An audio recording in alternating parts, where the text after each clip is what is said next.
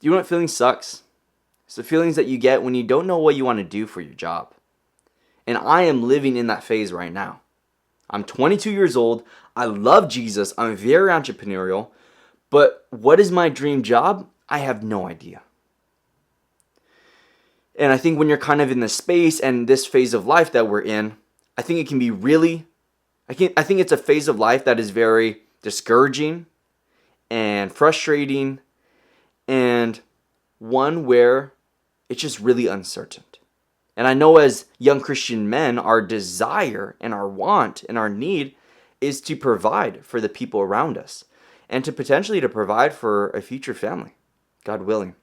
And I know just that responsibility right there can add a lot of pressure and a lot of weight to a lot of young Christian men. And I know when we don't really know what we're building towards, we can kind of feel lost. And that can kind of prevent us from taking our first steps in any kind of direction.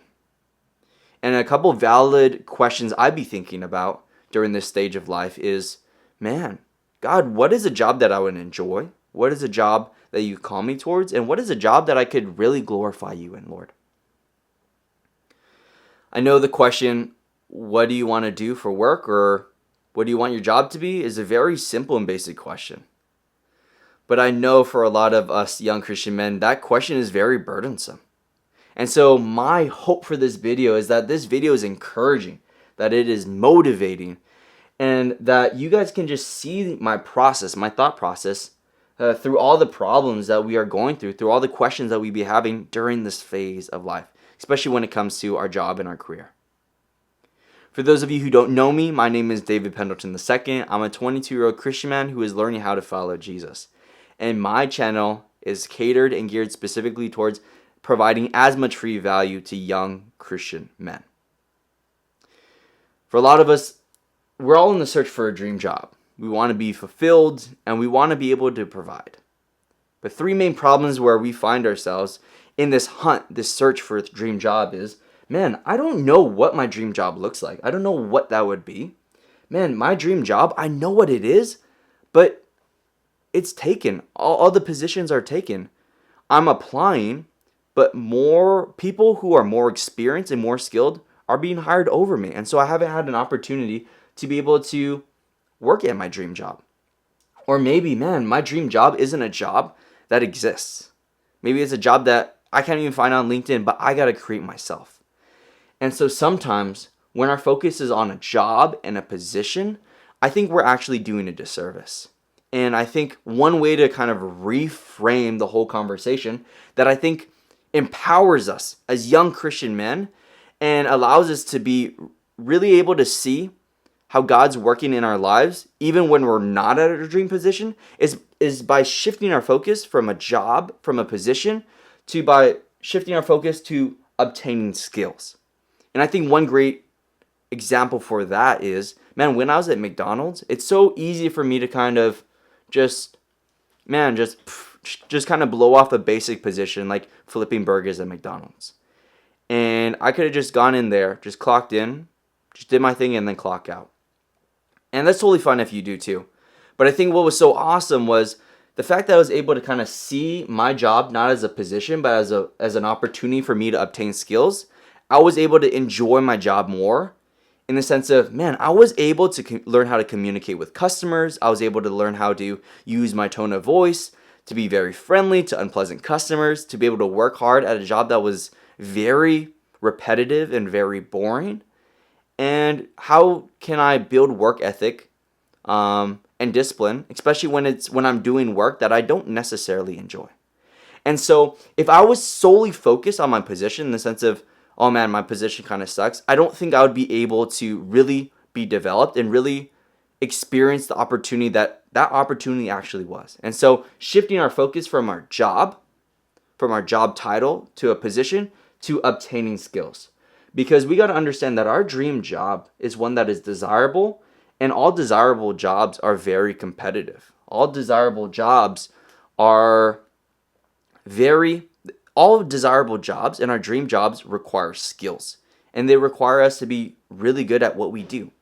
And so instead of preventing, like let's just say if I applied for a job and I didn't get that job, if the whole If the whole goal was to get a job, okay, boom, the progression stops there. Okay, I'm unemployed or I'm either employed. And so what's very empowering is when we focus on obtaining skills, even if we don't have a job at the moment, or maybe we're in school, we're about to get a job, we can still build those skills. We can still be empowered because in our phone, we can watch thousands of tutorials. We can watch thousands of documentaries and thousands of educational videos. Anything from Excel spreadsheet to how to tell a good story, how to be able to communicate properly, and how do you do a lot of different kind of things. You can learn anything on YouTube, and I think that is so empowering.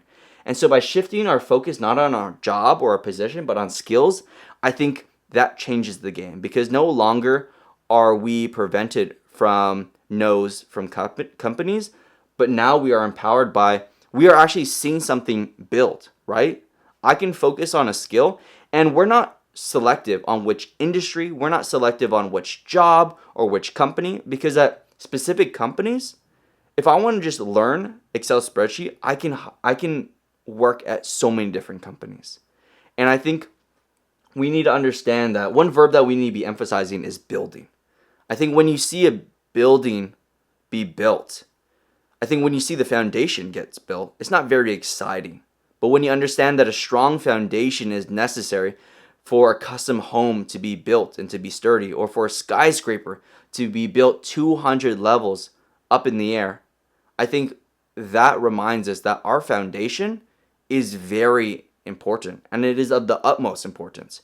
And when we understand that our foundation is not, of course, it's in God, but also it's in our skills, that allows us to be able to really zone in and focusing on, okay, if I want to get to here to level 200, first I need to start at the foundation. I need to humble myself and really focus on, okay, what are the things that I need to learn based on the position that I want to be in, and how do I slowly start chipping away at that?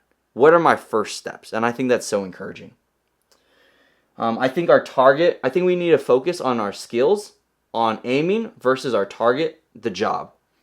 Because as an archer, I don't care what your target is. I don't care how close the target is. I don't care how far the target is. If you cannot draw a bow, it doesn't matter where the target is because you're not even able to shoot arrows at the target. And so our goal is to be able to aim, to be able to draw our bow, to be able to build up the skills that we need so that when our jobs open up, when we do identify what we like, and when we are able to create a job, we will be able to be in a position to be proactive and to be able to take those opportunities and act upon them. Number one, when we have the skills, we'll be in a position to be able to take and to be able to apply to the jobs. When we have the skills, we'll be qualified for our dream job. And when we have the skills, we'll be able to create our dream job position. And so one thing I also want to focus in is for us to be good at what we do, it requires time and effort. And I think one thing for me is I need to remind myself is right now I have not put the time and have not put in the effort yet because I'm just starting out.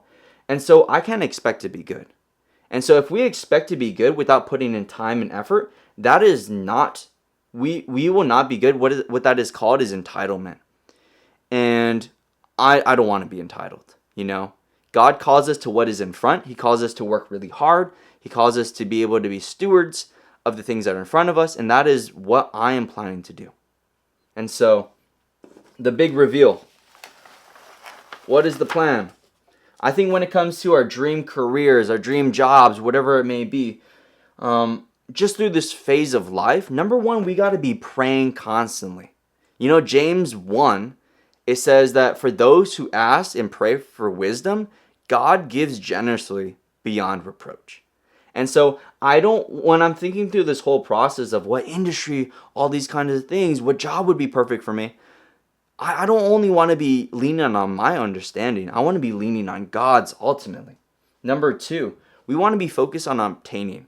Think of us as tool belts and skills as tools. What are the tools that I need to put on my tool belt to be good carpenters or good worker? Just, you get the gist. Focus on obtaining skills. And lastly, serve. Wherever God has me, How can I be faithful? How can I serve the company, serve the boss, serve my coworkers, and serve the customer as well, to be able to provide for those around me?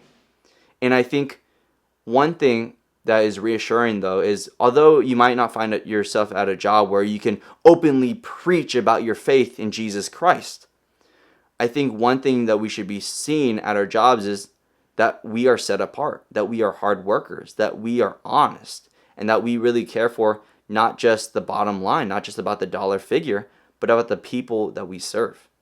And so those are the things that I'd be thinking about during this phase of life. I hope you guys enjoyed the video. I hope you guys enjoyed the transparency. And I'll see you guys on the next video. Alrighty, peace.